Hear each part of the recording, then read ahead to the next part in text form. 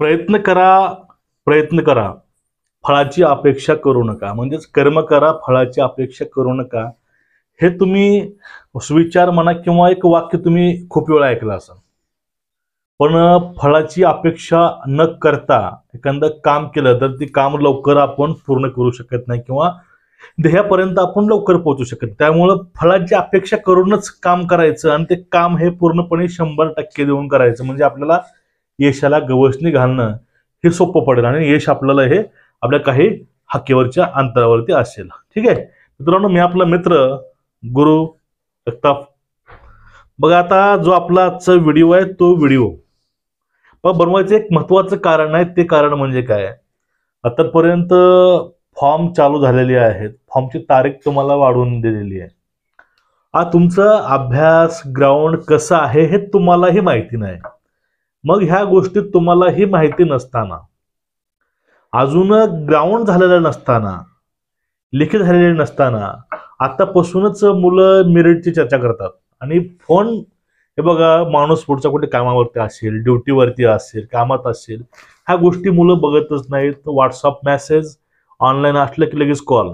का विषय कुठला माहिती आहे का, यांना प्रश्न तो पडला पाहिजे की सर मी कुठले पुस्तक वापरले पाहिजे, सर माझा हा इव्हेंट कमी आहे, तुम्ही याविषयी काय सजेस्ट कराल, किंवा हा इव्हेंट कसा वाढवायचा, किंवा आम्हाला याचा दम लागतो, करायचं काय, पडायचं कसं 1600 मीटर, स्प्रिंटा कशा मारायच्या, ह्या गोष्टी असतील. किंवा लेखीविषयी सर आम्ही पुस्तक कुठले घ्यायला पाहिजे, आमचा विषय, आमचा हा टॉपिक थोडंसं हार्ड आहे, हा टॉपिक आम्हाला समजत नाही मॅथचा, कसं करायचं, किंवा मराठीमध्ये नेमके प्रश्न कसे असतात, ह्या गोष्टी विचारायचं का नाही सांगा बरं पोरांनी.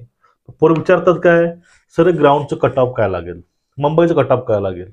अहो मुंबईचं आता तर तुम्ही फॉर्म भरत आहात, फॉर्म भरायची तारीख अजून बाकी आहे, मुंबईला जागा पण वाढणार आहेत. आणि त्यानंतर ह्या एवढ्या गोष्टी असताना सुद्धा मराठा आरक्षणाचा मुद्दा सुटला नाही, अजून पोरांना प्रमाणपत्र भेटलं नाही, ह्या गोष्टी आहेत. आणि एक महत्वाचा प्रश्न आहे, तो पोरांचा प्रश्न असा आहे की डबल फॉर्मचा, सिंगल फॉर्मचा. बघा, आतापर्यंत कुठलं ग्राउंड लिखित झालेलं नाही. आपण म्हणजे त्याविषयी बोलणं हे चुकीचं आहे, कारण आपल्याला आतापर्यंत हे कळलं नाही की ते फॉर्म पडलेत किती. त्यामुळे मेरिटचे अंदाज लावणं, कटअप अंदाज लावणं हे पूर्णपणे मूर्खपणा असणार आहे. ते आता अंदाज लावणं ते काहीच नसताना हे पूर्ण चुकीचं आहे. आपल्याकडे या विषयाकडे वळायचं नाही. पण ज्या मुलांना कटअपचं, मेरिटचं काही असं डोक्यामध्ये, त्यांनी पूर्णपणे काढून टाका डोक्यातनं. ग्राउंडला हा पूर्णपणे तेवढाच वेळ द्या, तेवढा वेळ तुम्ही लेखीला देतात. आणि लेखीला पण तुम्ही लाईटली घेऊ नका, कारण 100 मार्काला लेखी परीक्षा आहे आणि 50ला ग्राउंड आहे. त्यामुळे तुम्ही एक दोघांचा ताळमेळ घालून, दोघांचा एक टाइम टेबल म्हणून तुम्ही काम करा त्यामध्ये. आता बघा, यावेळेस फॉर्मची संख्या खूप कमी आहे आणि फॉर्म पण खूप कमी पडतात. बघा, मागच्या वेळेस 18 लाख 19 लाख भरतीला फॉर्म पडायचे. कारण काय होतं, त्यावेळेस डबल फॉर्म चालायचा. एक मुलगा 3 फॉर्म 4 फॉर्म, कोण पोरांनी 15 20 फॉर्म भरले तरीही काय लागले नाहीत, अशी तिथं अवस्था होती. मग एवढे फॉर्म भरायचे, त्यामुळे काय व्हायचं, ऑटोमॅटिक तिथले संख्या वाढायची.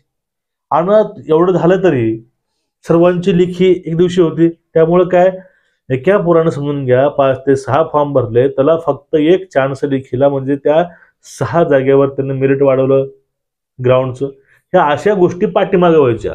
आता यावेळेस तो इश्यू नाही, तर तो मॅटर नाही डबल फॉर्मचा. त्यामुळे काय होईल, हे फॉर्मची संख्या कमी येत असणार आहे. कारण 4 5 6 असे फॉर्म टाकणारे खूप तिथं घटल्यामुळं ते संख्या तेवढीच राहील. आणि त्यानंतर जे आहेत ते ओरिजिनल असणार आहेत. त्यांना जे ते लढताना पण ते ओरिजिनलिटी सोबत ठेवून लढणार आहेत, कारण त्यांच्या पुढे ऑप्शन कुठलं नाही, एकच फॉर्म भरलेला आहे. पूर्वी कसं होतं, तर 3 फॉर्म भरले, चला आज मुंबईला मार्क कमी पडले, आपला सेकंड चान्स आहे, आपला थर्ड चान्स आहे, ह्या गोष्टी व्हायच्या. पण आता असं नाही, आता चान्स नाही, आता तुम्हाला एकावरच चान्स घ्यायचा आहे. त्यामुळं जास्त फोकस हा तुमचा ग्राउंडकडे ठेवा.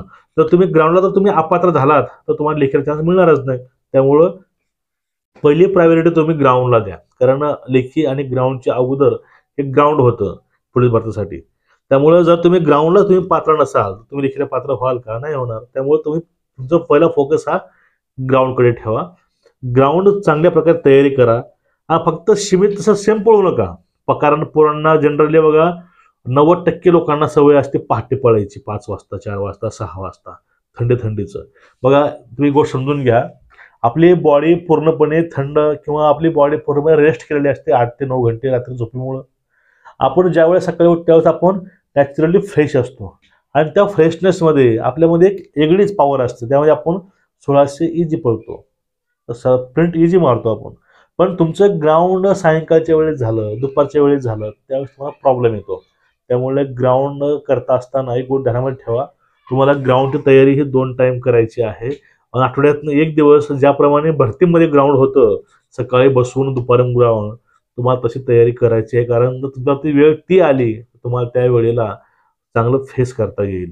मुंबईला मागच्या वेळेस पहाटे 5ला बोलवायचे, दुपारी 4ला पळवायचे, म्हणजे 12-12 घंटे बसून ठेवायचे. तुम्हाला एक दिवस अशी तयारी करायची आहे, 12 ते 8 ते 9 घंटे तुम्हाला बसून राहायचे अभ्यास करत, आणि अभ्यास करून नंतर जायचं ग्राउंडला. तुम्हाला सेम तसंच करायचं, कारण त्याचा फायदा तुम्हाला हा ग्राउंडमध्ये नक्कीच होणार आहे.